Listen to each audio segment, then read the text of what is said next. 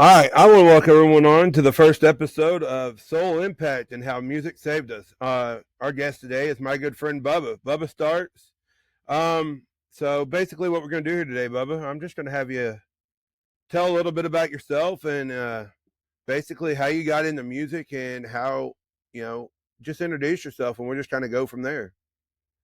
Awesome, man. Well, my name is Bubba Startz. I am a songwriter. I am a podcaster, also a husband and father as well.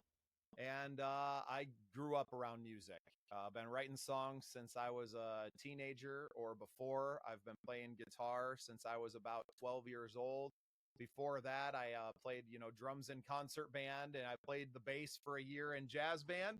So music for the last 27 years or so has been a huge part of my life and a big part of my family as well.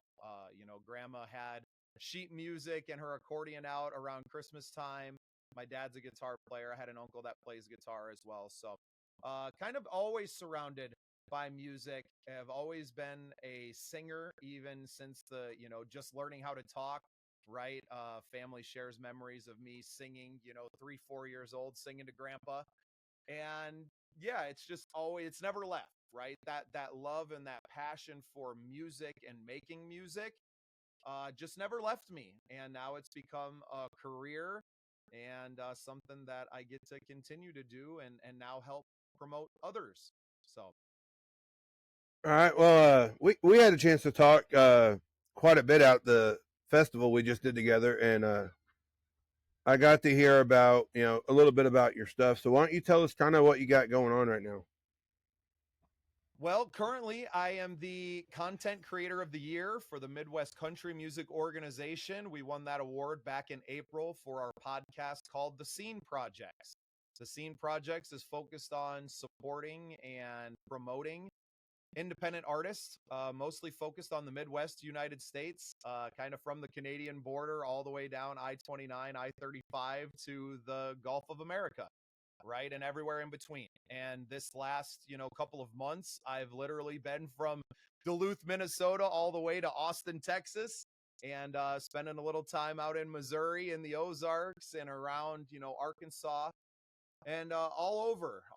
Iowa's been real good to us. We were just in Iowa last weekend, right across the river from Omaha, Nebraska, there in Council Bluffs. And we're just using this opportunity that the award has given us to really step out of our comfort zone locally here in South Dakota and to expand our horizons, to use that award-winning podcast as a great avenue to open some doors for us where we didn't stand out from the crowd before. And now that we have achieved that status, we were really setting out to further set ourselves apart from everyone by how we serve our community. It's not about Bubba Startz here at the Scene Projects. It's about all of these amazing artists that surround not just me, but they're surrounding you too. They're in the backwoods as well. Yeah. And I noticed veterans are pretty important. I noticed you do some stuff with the veterans as well. Do a lot of support with that. You want to kind of touch base on some of that as well?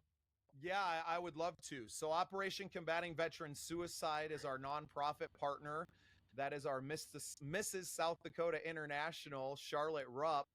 She's become a fast friend here the last couple of months, and we're now assisting them in raising money for a real mission. 22 veterans a day, and probably more than that now, are committing suicide. And as Americans, we find this statistic to be absolutely horrifying, to be losing that many of our former service members. It just absolutely heartbreaking for us and for Charlotte as well. She's always been a big supporter of veterans through work through veterans of associations and veterans affairs groups, and even through an organization and a program like No Veteran Dies Alone. So she's literally been the last person that some of these aging veterans have sat and held their hand as they passed. And now with her platform raising with the Mrs. South Dakota beauty pageant and the international beauty pageants now, to build a bigger platform for her cause. And now with OCVS, as it is referred to by us, we're able to do just that. So the big goal this year is to raise $500,000 as the seed money for transitional housing apartment complexes. I'm not sure exactly how many units will be in these, but to actually get boots on the ground, as it were, to help these veterans, to give them a place to land, maybe coming out of Domisary. A lot of her veterans are coming out of. They're coming out of substance abuse programs or mental health programs, and we're there to help them get back on their feet and to rebuild a life and to continue this mission well into the future, right? This isn't just a this year kind of job. This is something that's going to continue to grow as we find more veterans and find more needs inside of the community that need to be addressed. And that's awesome because, as you know, as someone that supports veterans myself, a lot of times they come home and they lose their support system while they're over there, and so I want to thank you for joining up with her and advocating for them because sometimes they don't have enough voice. And you're right, the number of how many commit suicide a week or a day, that's unreal, and it's sad that they don't place higher on the help. You know, they're the reason why we get to celebrate, Independence Day. So it's coming up around the corner. So so I just wanted to kind of touch base on some of the stuff you were doing, which I personally knew quite a bit of it because we've talked, but I just kind of wanted to put it out there. So now we're going to dive in some questions I got kind of stored up in my head. So the biggest thing is, you said music's always kind of been there. I mean, I'm sure you've had some hard times, whether it's, I've heard your story, and I'm not asking you to go in depth by any means, and if you choose to go in depth, that's on you. But just kind of tell you about a little bit about your background and where you have come from, like, because we talked at Vibe Fest about how you've had quite a bit of struggles yourself, and so just if you don't mind, kind of hit base on that for me. Yeah, well, and through all of those struggles, right, the one constant has been music. And when it wasn't a pillar of my existence, I found myself in a lot more trouble. So a lot of what I feel like you're referring to is the obvious, the prison time, but there was a lot of lead up to that. Music has always opened doors for me, whether that be at a house party or with a girl or with a a new group of people. Music has always been the way that I have connected. I was in Mexico for a year, and I learned there that music is a universal language. It doesn't matter what is your primary language. Music speaks, and it communicates feelings. And I actually have a shirt that said music is what feelings sound like. And we kind of embody that. We live by that. When I was a young man, 18, 19 years old, and really just beginning my adult journey, the guitar was it was my best friend. It was my only companion out on the road. So not only was it a means for feeding myself, right? It was a means of income, even as being, a busker on the streets of, Venice Beach, on the boardwalk down there, or really anywhere else that I found myself. But it was also a door opener to communities, right? I could show up anywhere, kind of find where people were hanging out, bust out the guitar and start singing. And I was going to make some friends real quick. And, you kind of saw that play out at Vibe Fest much of the same way, right? Where Oh, all of a for sudden sure. a guy's playing some music that everybody can vibe to, and you've kind of got that cred now, right? That credibility. Oh, hey, you must be a good guy because you wouldn't have all this passion and all of this talent if you were a shithead. And I'm sorry for cussing on your show. No, you're Um, good, buddy. You're good. but yeah, so music has always been that. And beyond that, it's always been how I've kind of gotten my feelings and communicated my feelings, maybe even with myself, right? Not just with the world, but how I'm getting out these complex emotions and laying it all out there, whether it's on paper or now so much as in a digital medium. But It's always been just that, my best friend, my confidant, my companion. Music has always been there, and I'm very blessed to have talent, to have a talent for playing music. And it came from a lot of dedicated hours as a younger man that I kind of learned how to play guitar. Those years in high school where I was trapped out in the woods, most of the summer, and I didn't really have anything to do. That gave me the freedom to just really hone in on this instrument that was giving me the opportunity to express myself. So, I mean, another thing I noticed, kind of with you is it's not just music to you. Um, I've noticed this from day one of meeting you. When you take that stage, or whether from day one of setting up lights and having music on the background, it's the heart you put into everything you do. And that's one thing I've noticed with you is that whether you're helping me with sound or interacting with people, you put your heart into everything. And I'm sure being a writer, I mean, that's where you get a lot of raw feelings out. Am I right about that? Definitely. I mean, a lot of songs that I've written have come with tears soaking the pages, right? I'm getting out, a girlfriend leaves you when you're 18, 19 years old and moves back 1,000 miles across the country. That's going to leave a scar, right? And I don't necessarily want to carry that scar with me. And that's kind of what music has become, is that the songs are kind of the scars, right? The living, the experience has left a mark, and the song is kind of the impression that mark is, right? If the experience is the stamp, well, then the song is the ink, right? And leaving that impression on the paper. So Yeah, it almost. Sorry, I didn't mean to cut you off. no, you're good.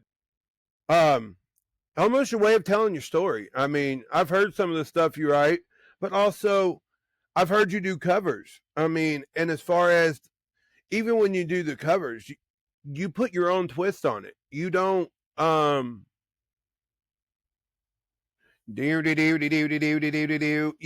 put your own little twist on whatever you play, whether it's you know, we heard some Jimmy Buffett. You made it your own. So, and then plus I seen you encourage other artists, like,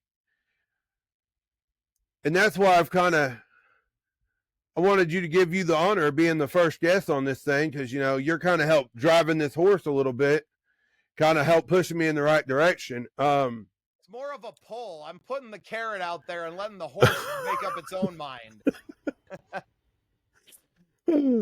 Well, I'm just trying to find that water, okay? But yeah, so I noticed, if there's something for a young adult or an adult, someone in general struggling, um, what advice would you give them about music and using music as a tool to save them out of their darkest situations?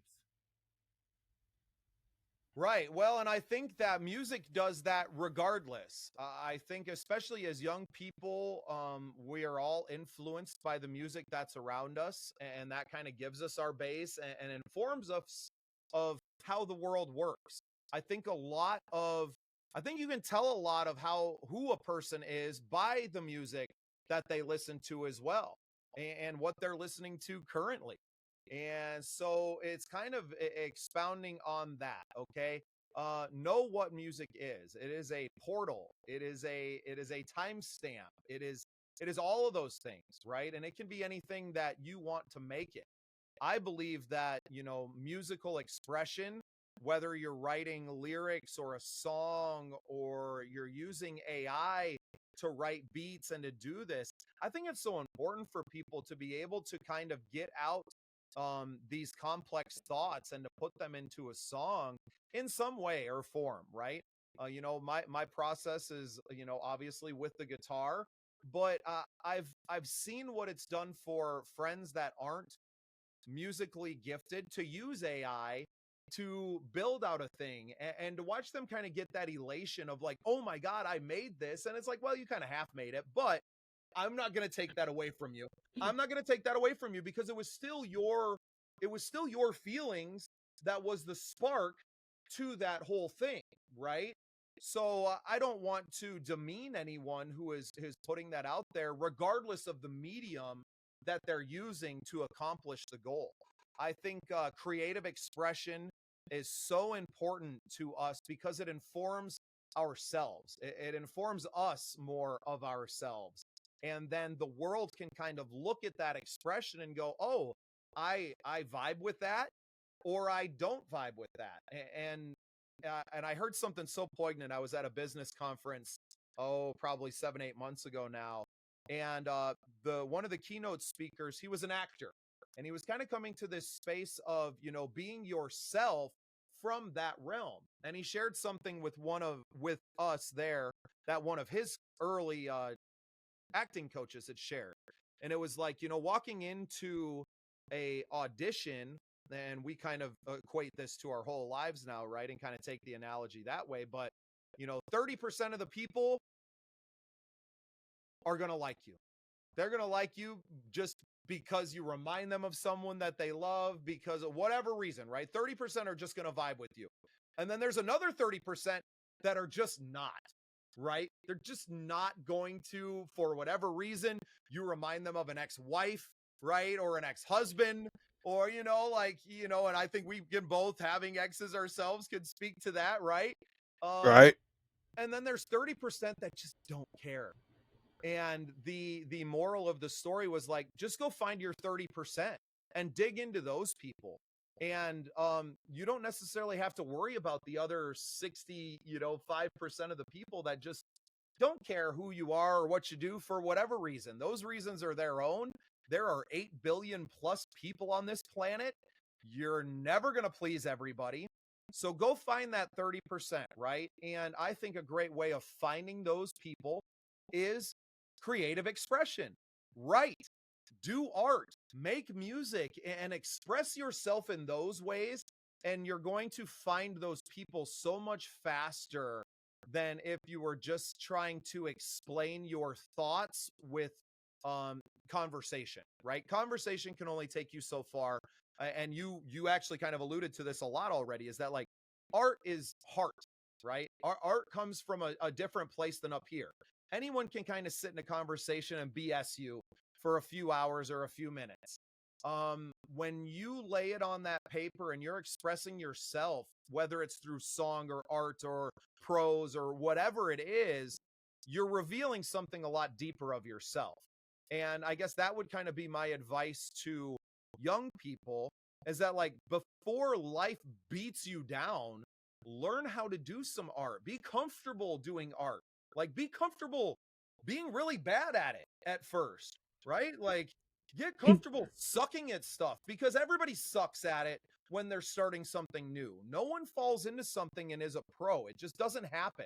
So accept that and then just go do art. Just go do it and keep doing it. When you find something that tickles your fancy, right? Something that strikes that chord inside of you, then go do it. And that could be running sound, right? That could be being the man behind the soundboard like you are, and finding your passion inside of that. That's an art form, right? And serving others. And I think you're going to pull yourself out. People are going to pull you out of those funks, right? Like, we don't pull ourselves out of them. We find the people that help us pull ourselves out of that. And I think that's what's most important for this generation now, because they're so disconnected in a physical way from other human beings, that we need art more than ever. Oh, 100. I 100% agree. I mean, and like you kind of touched base on the running sound. I mean, and I'm sure you've dealt with this, where someone comes along like that has more experience, and says, "Hey, let's take it over here. Let's tune it here or whatever." And I'm sure you've had that impact in your career. So sometimes it's how they come at you. If they come at you rude, And like you said, you have that 30% that just don't care, so they're going to come at you however. So you have them people that come at you like a junkyard dog. We'll just call it that, you know. And then you have them people that come at you and they're encouraging. So for me, I can speak personally that them people that come at you and they're encouraging and they're helping build you up and take your career further, like you said, sound or with your career as in as an artist. I mean, um, is there a one person that comes to mind that probably encouraged you the most when you were starting out? I, you know, there's a lot of friends early on, right? My dad played and kind of gave me that initial push, I guess, right? They put a guitar in my hands and he was like, "You're going to play in my band." So maybe even though it was a little like selfishly motivated on his end because they needed another guitar player, it was still really cool to get to have that experience with my dad and to kind of be thrown into the fire very early. I didn't have like a warm up period. I learned 3 chords, and next thing you know, I was on stage, right? Like I've grown up and I've learned how to play guitar on the stage. So sharing in that way is just it's so natural to me because it's all I've done. Literally for a quarter of a century now, I've just been doing kind of the same thing and living a life around that same thing. And undoubtedly along the way, you meet people that influence you. One shout out, Pat Milos, my dad's bandmate, bass player. Still to this day, him and my dad get together and play music. But he was someone who was really like, look, man, you don't have to be perfect. It's never going to be perfect anyway. Just go have fun, you know? And I think that was really key to me early on. I think I forgot that along the ways, you know, not being around other mentors because I had started so early. By the time I was 19, 20, I had 5, 6 years experience, right? So I really wasn't in the same place that a lot of 18, 19-year olds, you know, just graduating high school are like, oh, I'm going to start a band with my buddies. I've already been playing with guys that were 40, 50 years old for multiple years at that point. I was used to a much different situation. So I've kind of always had those mentors. And, you know, now, even at only 39, I find myself in a really cool position to mentor that younger generation, right? And accept that, hey, you might not be a lot older than some of these people, but in experience, you are tenfold, right? You're way ahead of everybody. So, bringing myself back to, you know, a situation, Vibe Fest. This is a great example of me accepting my role and also allowing others to do their role, right? Like we were using my sound system for the most part. You brought your speakers and ran the monitors and everything, but I didn't necessarily go, hey, it's my stuff. Like I'm going to run your board and do all of these things, right? I didn't want to do that. That's not what I was hired to do. I don't mind that you're using my sound system. Of course, we had some conversations ahead of time, you know, before the festival actually started of how I like to run my things so that we don't cause any damage to our equipment, right?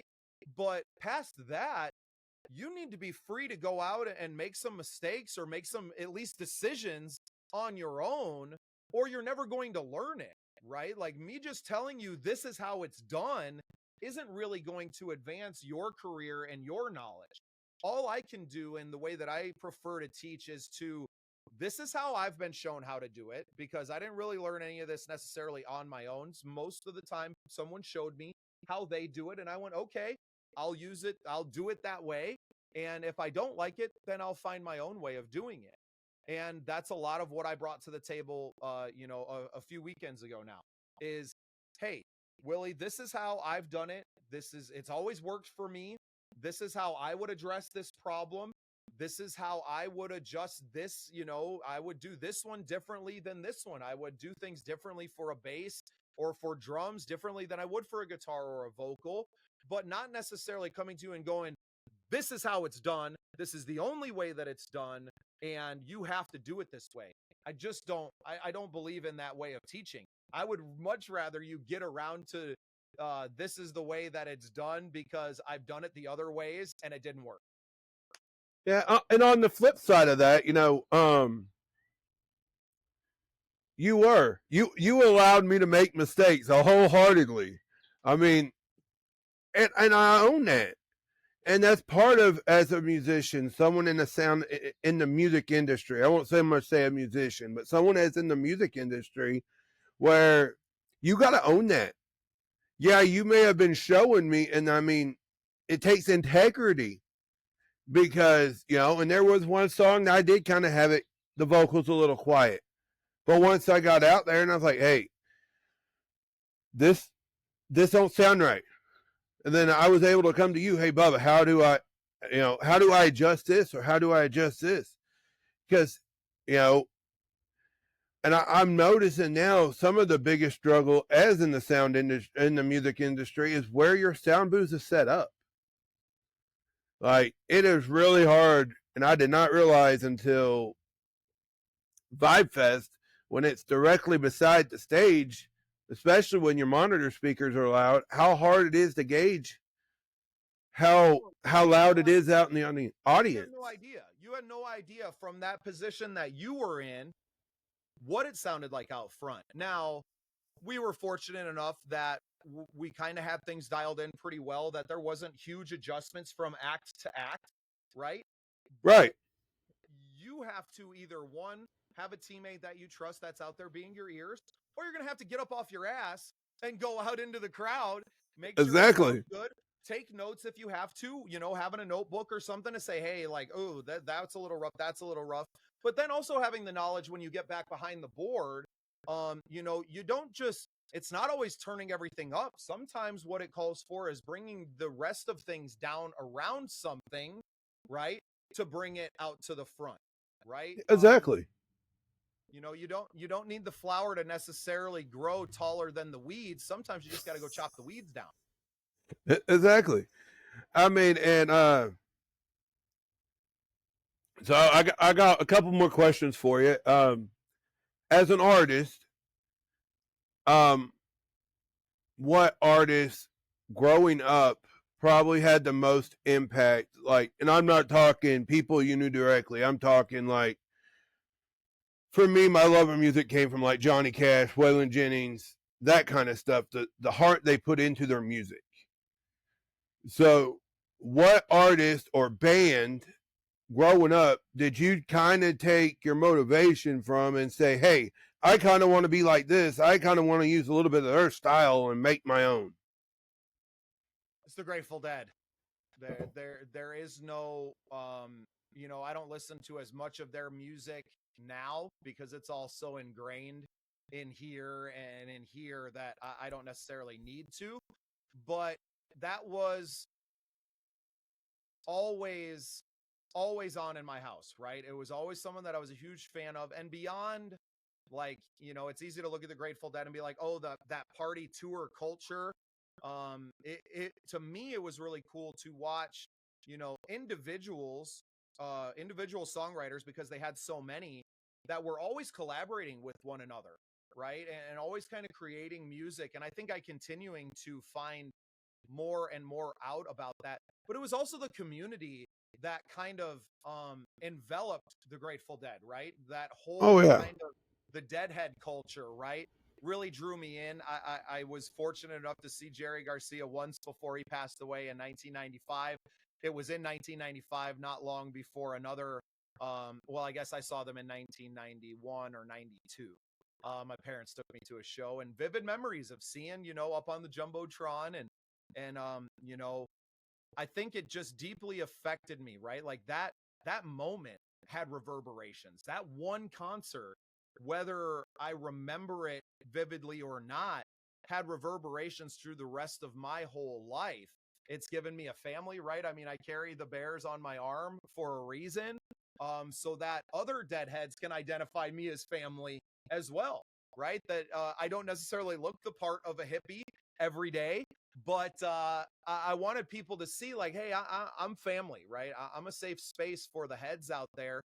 Each one of these ones on my arm are representing one of my children, but it's kind of bringing both of my families together, because I would consider anyone in that culture to be family, right? And kind of growing up with that mentality has brought us to more communities like that, right? The motorcycle community is very much like that.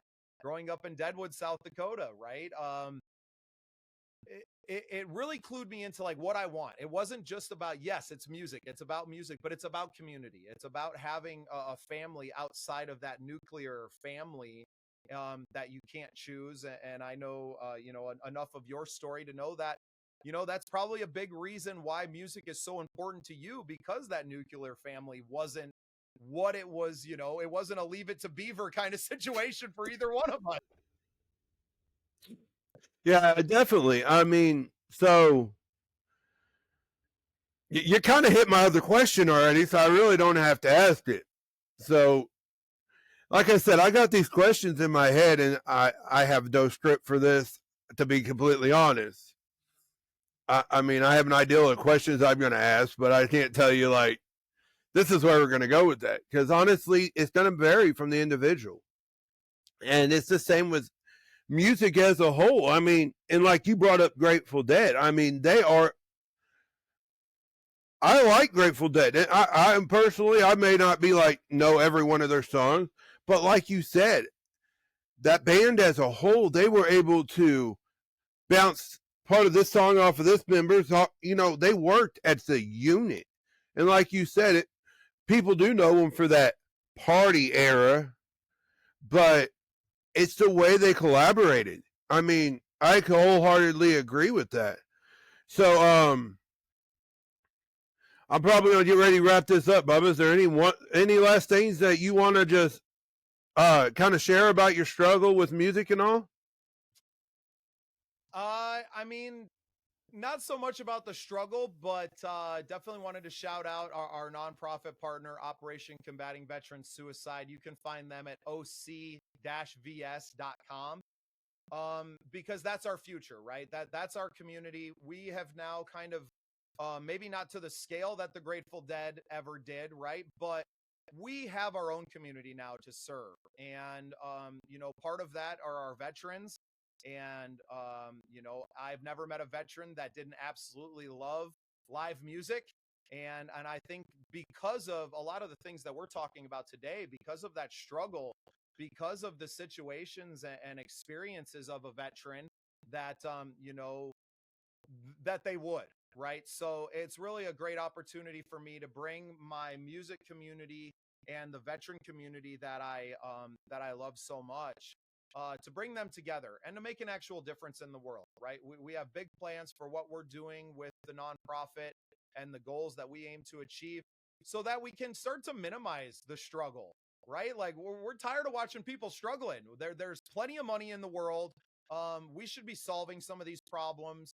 And I think what's unique about the Scene Projects, what's unique about OCVS and, Charlotte Rupp, is that we're not waiting for anyone else to come along and solve the problem. We are more than capable of solving it for ourselves. And, it's just going to take a lot of work. And like you said, we lead with our hearts. That's in every single thing that we do. We are heart led, and we're not going to stop. Like, we're so motivated to accomplish the mission that really has no end, right? So I will stay motivated and working my tail off till the day I take my final breath here in this realm. And we got a great team around us that's doing it too. So just want to encourage everyone to check out our nonprofit partner, oc-vs.com, and to go check out the Scene Projects. Thesceneprojects.com is where you can find all of our friends, right? That's where everyone is hanging out and sharing their stories and sharing their struggles, so we can all kind of get better together. And Bubba, send me those links, and when I post this, I will put them links in my video, buddy. But again, if y'all ever down here in my neck of the woods and need some help with that veteran stuff, y'all just let me know. I will support it any way I can, buddy. We're going to get it popping, buddy. Don't you worry. All right, Bubba, I'm going to call that a wrap. And just remember how music impacts you. So when you go out there, you do your thing. Just keep doing what you're doing and putting your heart in there, into your music. And, one of these days, you're going to be one of them guys that Bubba Startz, he was my impact. The passion he had is what saved me. So just keep doing you, Bubba. Love you, buddy. Mad respect. And